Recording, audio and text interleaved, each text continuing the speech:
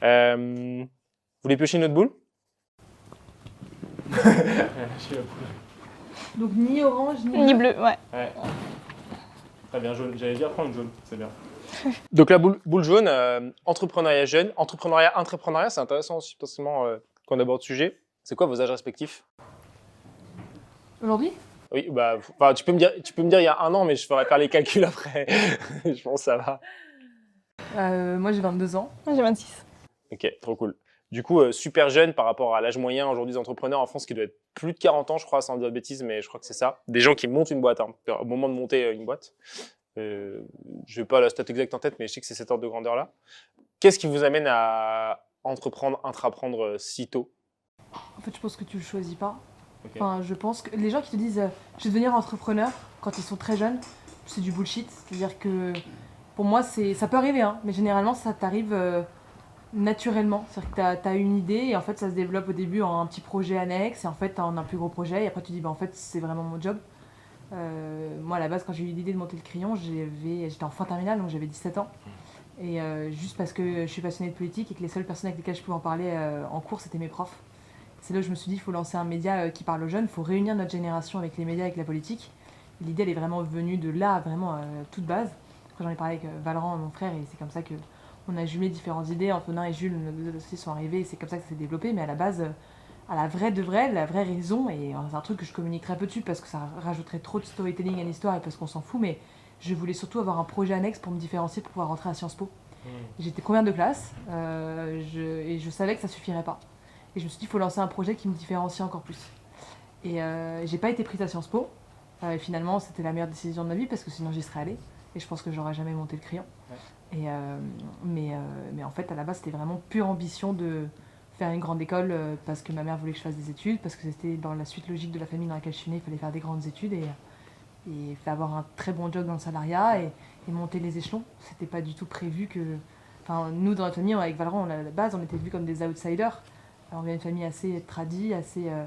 On a eu la chance de venir dans des bons moyens financiers, donc c'était pas logique de faire l'entrepreneuriat, c'était vraiment pas commun.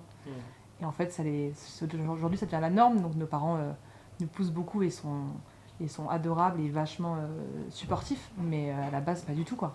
Donc, ça, naturellement, et après, tu développes petit à petit le truc, c'est pas du tout, tiens, j'ai un business plan de 6 mois à l'avance, le projet, je sais quel client je vais viser. Enfin, ça, justement, c'est plus des gens de 40 ans qui ont une expérience, qui ont un portefeuille, qui ont un réseau. Quand t'es jeune, tu construis tout à la main, tu bricoles, quoi, avec ce que t'as. Et donc, là, aujourd'hui, tu as juste le bac, tu n'as pas fait d'études supérieures? J'ai fait en parallèle des études de communication marketing digital. Okay. Et en fait, c'est quand je suis arrivée en fait, j'avais beaucoup de périodes de stage, du coup, je pouvais faire au crayon. Et c'est quand je suis arrivée au début de 3e année que là, la boîte, on avait des vrais salariés, on gagnait de l'argent. Et en fait, ça servait à rien que j'arrête parce qu'il me restait 4 mois de cours. Moi, j'avais 6 mois de stage, je me suis dit, pour 4 mois de cours, autant que je finisse. Même si le crayon est déjà rentable, on commençait à se payer, qu'on payait déjà des emplois depuis longtemps. Donc je savais que ça devait vraiment devenir un vrai boulot, que je ne ferais pas de master. Je me suis dit, autant que je continue. Mais du coup, ça a été une période très dure parce que je devais enchaîner entre vie perso, vie et 2 vies pro en même temps. Et c'était une période vraiment très très dure psychologiquement. C'était il y a 2 ans. Puis après, voilà, moi j'adore les épreuves parce que ça me renforce. Moi, je suis une grande optimiste, je suis très à l'américaine là-dessus. Mais c'est vrai que sur le moment, c'est pas évident. Est-ce que tu as eu ce statut d'étudiant entrepreneur? Tu veux dire... as été dans ce dispositif étudiant entrepreneur?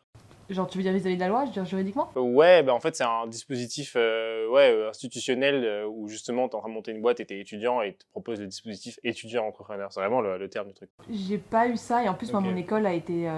J'ai vécu un peu de harcèlement psychologique à cause du corps enseignant. D'une femme en particulier qui, je pense, faisait un gros complexe par rapport au crayon, je sais pas. Mais elle avait un problème avec mon projet. Pourtant, j'étais l'élève qui ratait jamais aucun cours, j'avais des bonnes notes, j'avais rien à me reprocher. Et elle vraiment du harcèlement.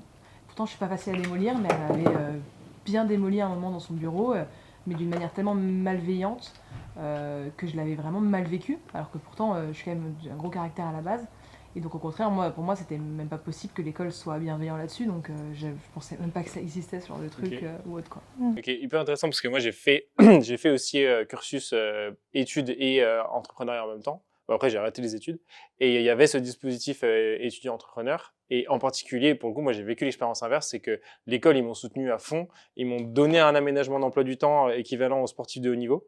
Et donc, ils m'ont permis de faire ma 4e année en 2 ans en faisant en fait un mi-temps de cours pour avoir un mi-temps pour travailler sur le projet et tout. Et il y a eu vraiment un soutien avec les profs qui étaient dans le cursus qui poussaient vraiment ça. C'était vraiment cool et ça fait vraiment la diff. Après, le statut étudiant-entrepreneur a une connotation qui aujourd'hui est assez... Enfin, ça a quelque chose de péjoratif parce qu'en fait, tu t'attends d'un entrepreneur qui soit pas étudiant, ça a une connotation qui fait qu'aujourd'hui, je réutiliserais pas ce terme si je devais choisir. Et du coup, toi, tu considères que entreprendre jeune, ça a été plutôt un handicap ou un avantage? C'est aujourd'hui la meilleure chose que j'aurais pu faire. Ok. Parce que je me pose souvent la question de tout ce que j'ai appris là en 3-4 ans, et quel est le degré de connaissance que j'aurai dans 10 ans. Et dans 10 ans, j'aurai juste 32 ans. Et en fait, parce que tu apprends tellement plus vite dans l'entrepreneuriat, tu n'as juste pas le choix d'apprendre, parce que tu testes non-stop des choses. C'est ta propre boîte, donc tu n'as pas le choix de t'améliorer. Et tu apprends un nombre de contenus, tu deviens une éponge à contenu en fait. Et là où parfois je réalise que, mais tant mieux que j'ai entrepris aussi jeune, que pas vraiment par choix, hein, naturellement ça s'est fait, c'est quand je me dis putain, mais j'ai que 22 ans quoi.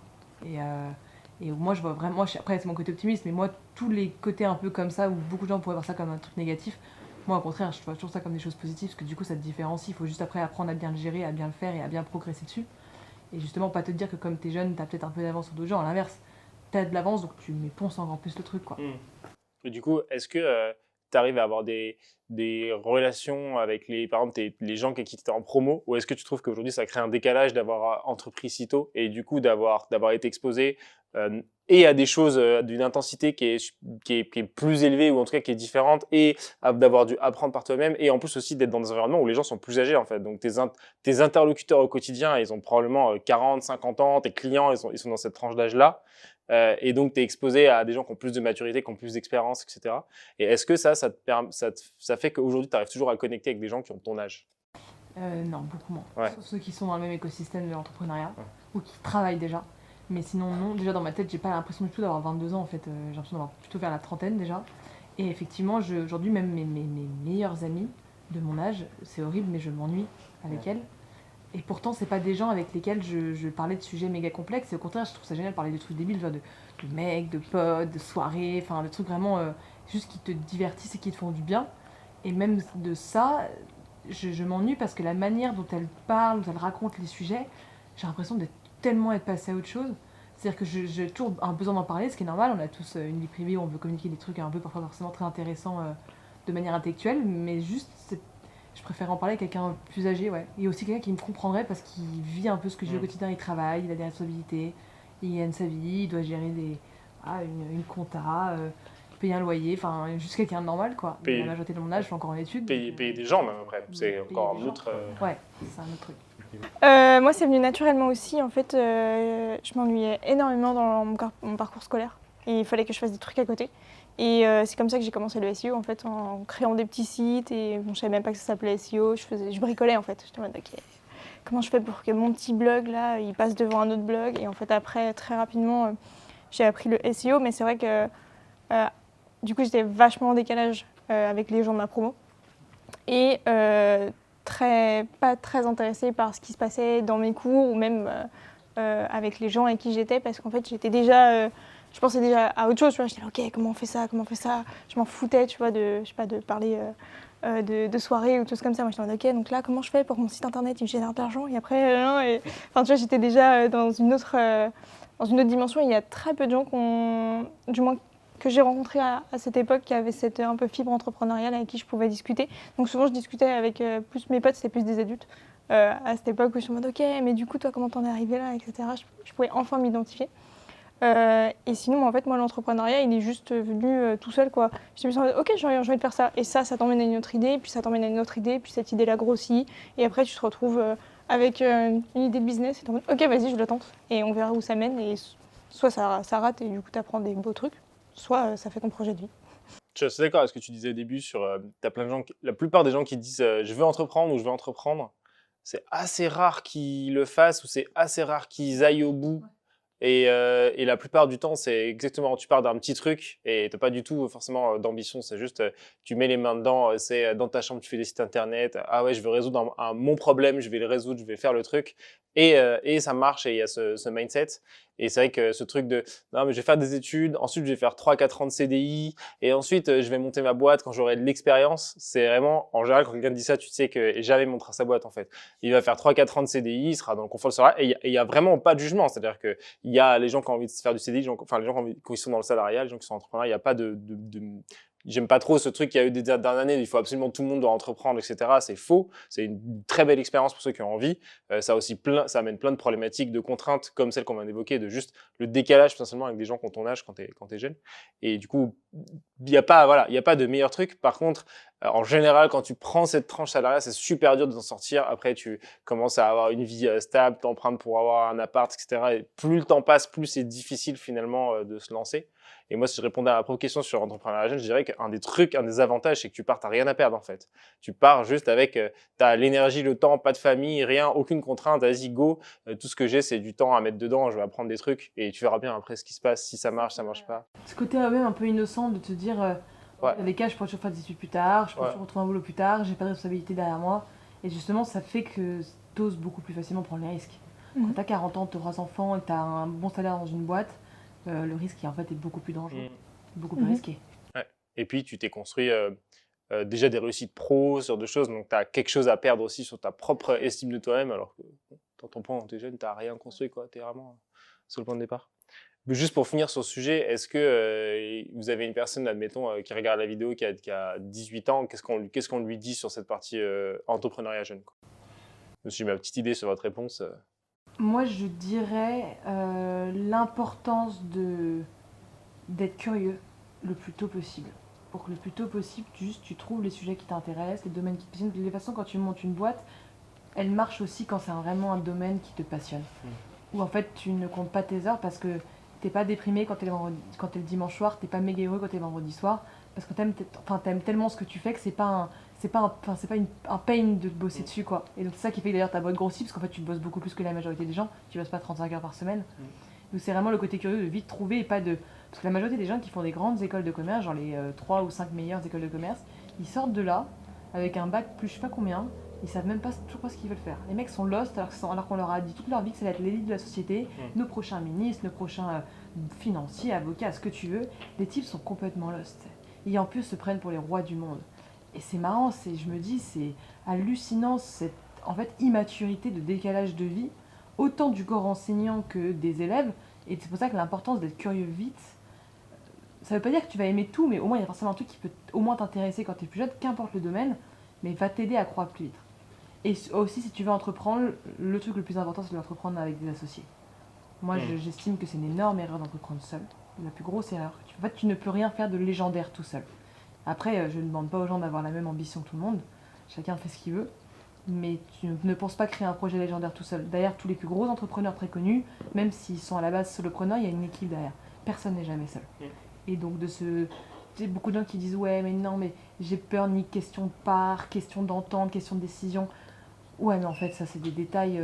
C'est ce que tu veux. Moi, j'entends tellement de fois, hein, mais non, moi, je vais avoir X% de part de ma boîte, je veux pas randonner un. Je suis en mode, ouais, mais en fait, tu vas avoir 100% d'une boîte qui vaut, je sais pas, 10 000 € ou tu vas avoir 5% d'une boîte qui vaut 1 milliard. J'en rajoute dans les deux comptes, dans le truc, mais c'est vraiment ça le concept, quoi.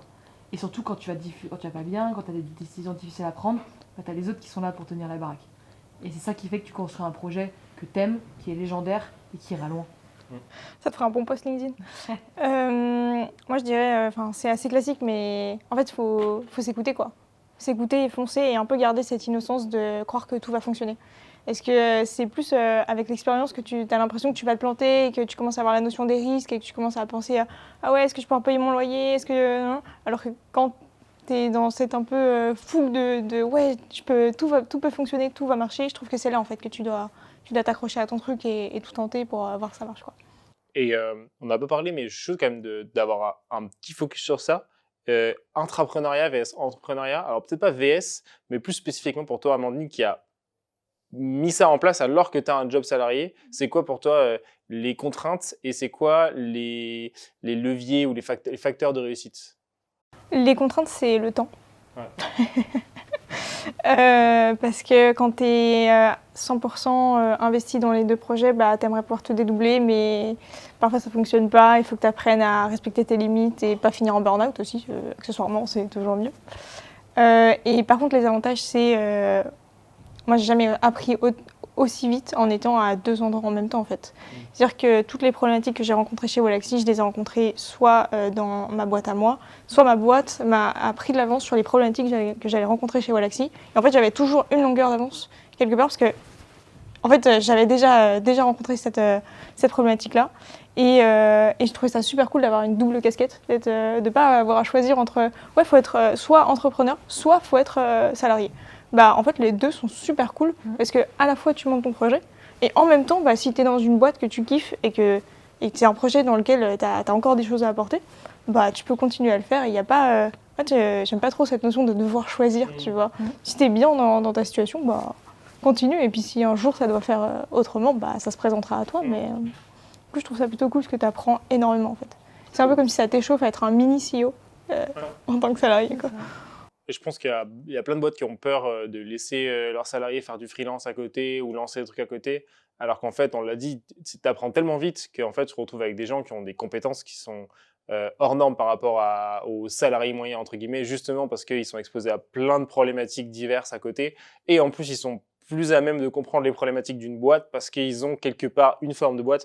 Donc, ils voient plein de problématiques auxquelles ils sont exposés et ils comprennent beaucoup mieux des décisions, des enjeux. Et donc, ça va être des éléments qui vont être incroyablement plus performants dans la boîte de base, même si potentiellement, ça affecte une partie de ton travail. C'est-à-dire que potentiellement, si la personne elle décide de consacrer 20% de son temps de travail habituel à son projet perso, ces 80% finaux, ils sont infiniment plus productifs que quelqu'un qui serait 100% dans le même projet et qui du coup a beaucoup moins de diversité, d'exposition, de problématiques et de ce truc de curiosité, d'aller chercher des choses partout qui vont vraiment le nourrir, quoi. Donc, je pense qu'il y a un vrai sujet dans les années à venir sur cette sorte de dualité qui s'est mise ces dernières années. Est-ce qu'il faut être salarié ou entrepreneur? Potentiellement, il y a la possibilité de combiner les deux et il y a un vrai gain en termes aussi de stabilité, de sécurité, etc.